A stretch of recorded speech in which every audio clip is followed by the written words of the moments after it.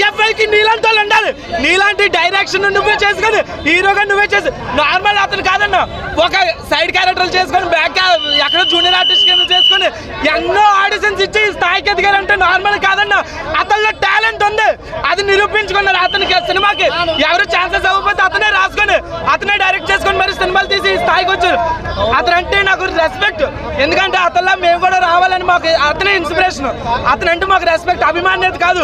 Tillu square అంటే ఈ cinema కోసం సిద్ధు అన్న కోసం అయితే వచ్చానండి నేను ఇక్కడికి. ప్రసాద్ ఐమాక్స్ లో సిద్ధు అన్నకి ఇక్కడ మనం ఈ వీడియో వైరల్ అయితే సిద్ధు అన్న వరకు వీడియో వెళ్ళాలని నేను వచ్చానన్నా. సిద్ధు అన్నతో వీడియో తగ్గదు అన్న. ఇంకో సిద్ధు అన్నకి ఇంకోటి ఏంటంటే, నేను ఇప్పుడు దాకా ఎన్నో వీడియోస్ చేస్తున్నాను వైరల్ అవుతాను, ఏ వీడియో వైరల్ అవ్వలేదు.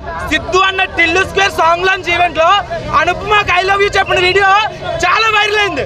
ఆ విధంగా నేను సిద్ధు అన్నకి రుణపడి ఉన్నాను, చెప్పింది నేను అన్నా. మామూలు రొమాన్స్ కాదన్నది.